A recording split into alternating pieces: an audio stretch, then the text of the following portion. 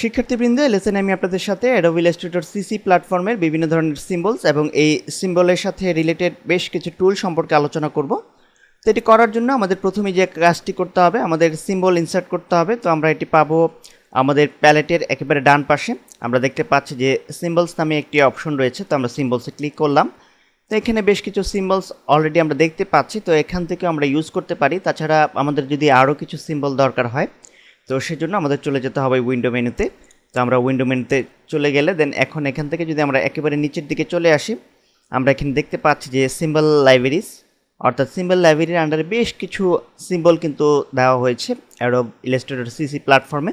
তো সাপোজ আমরা এখান থেকে যদি ফ্লাওয়ার্স এটি সিলেক্ট করি, তো আমরা দেখতে পাচ্ছি যে বিভিন্ন স্টাইলের বিভিন্ন ধরনের ফ্লাওয়ার কিন্তু এখানে রয়েছে। আমরা দেখতে পাচ্ছি যে অলরেডি চমৎকার চমৎকার কিছু ফ্লাওয়ারের সিম্বল এখানে চলে এসেছে।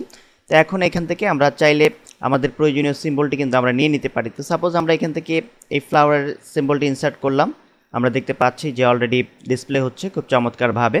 তাছাড়া আপনারা চাইলে আরও যে সিম্বল লাইব্রেরি আছে সেখান থেকে আপনাদের প্রয়োজনীয় সেগমেন্ট অনুসারে আপনারা সিম্বল ইনসার্ট করে নিতে পারেন। তো আমি সিম্বলটি ইনসার্ট করলাম। তো এটি সিলেক্ট করা অবস্থায় আমরা যে কাজটি করব, এখন আমরা বিভিন্ন টুল সম্পর্কে আলোচনা করব। তো একেবারে শুরুতে আমরা যে টুলটি সম্পর্কে আলোচনা করব, তো সেটি হচ্ছে সিম্বল স্পেয়ার টুল। তো আমরা সিম্বল স্পেয়ার টুলটি সিলেক্ট করলাম।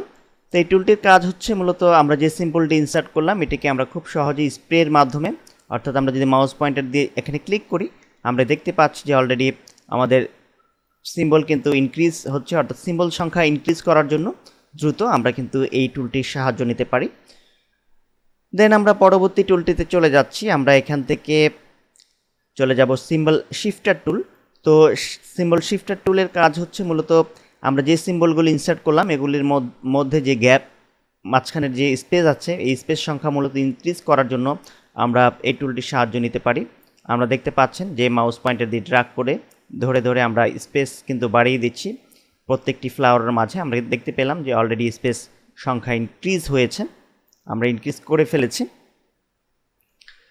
দেন এখন আমাদের যে কাজটি করতে হবে, এখন আমরা এখান থেকে যে কাজটি করব, আমরা পরবর্তী টুলটিতে চলে যাব। আমরা এখান থেকে দেখতে পাচ্ছি যে সিম্বল স্ক্র্যাঞ্চার টুল।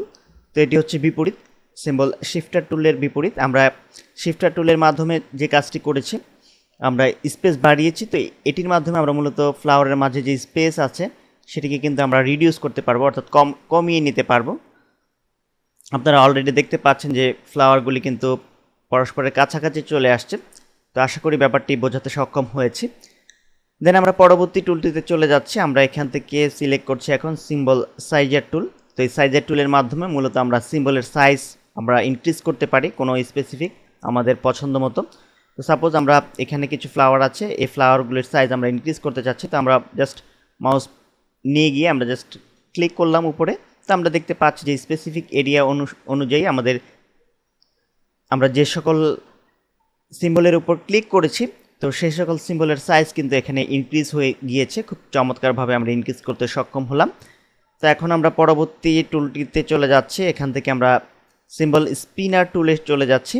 তো সিম্বল স্পিনার টুলের সাহায্যে মূলত আমরা সিম্বলের দিক পরিবর্তন করতে পারি। তো সাপোজ এই ফ্লাওয়ারটি আছে এদিকে, আমরা এটিকে যদি মুভ করি, আমরা দেখতে পাচ্ছি যে এই সিম্বলের দিক কিন্তু আমরা খুব সহজেই পরিবর্তন করে নিতে পারলাম এই টুলটির মাধ্যমে। তো আমি পরবর্তী অপশনে চলে যাচ্ছি। তো আশা করি ব্যাপারটি বুঝেছেন যে এই টুলটির মাধ্যমে আমরা কিভাবে কোনো স্পেসিফিক কোনো সিম্বলের দিক আমরা খুব সহজেই পরিবর্তন করে নিতে পারি। দেন আমরা পরবর্তী টুলটিতে চলে যাচ্ছি। আমরা এখান থেকে এখন চলে যাচ্ছি সিম্বল স্টাইনার টুল। তো আমরা সিম্বল স্টাইনার টুলটি সিলেক্ট করলাম। সরি, আমি একটি জিনিস একটু ভুল করেছি। আমাদের প্রথমেই যে কাজটি করতে হবে, স্টাইনার টুলটি সিলেক্ট করার আগে আমরা প্রথমে সিলেকশন টুলের মাধ্যমে এটিকে সিলেক্ট করে আমরা বাইরে একটি ক্লিক করে নেব। ক্লিক করার পর এখন আমাদের যে কাজটি করতে হবে, আমাদের প্রথমে একটি কালার সিলেক্ট করতে হবে যে আমরা স্পেসিফিক যে ফ্লাওয়ারটির উপর আমরা কালার ইউজ করতে চাচ্ছি। তো এখন এখান থেকে আমরা কালার পিকার থেকে আমরা কালার সিলেক্ট করব।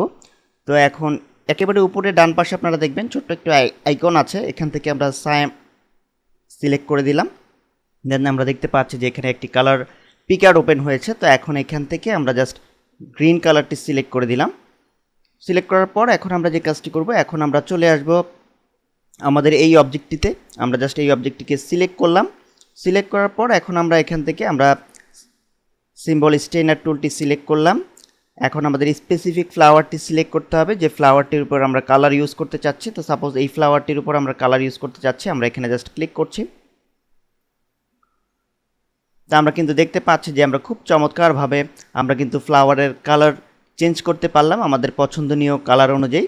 তো আশা করি বুঝতে পেরেছেন যে কিভাবে সিম্বল স্টেইনার টুলের সাহায্যে আপনারা খুব সহজেই কোনো সিম্বলের কালার আপনারা কিভাবে চেঞ্জ করে নিতে পারেন।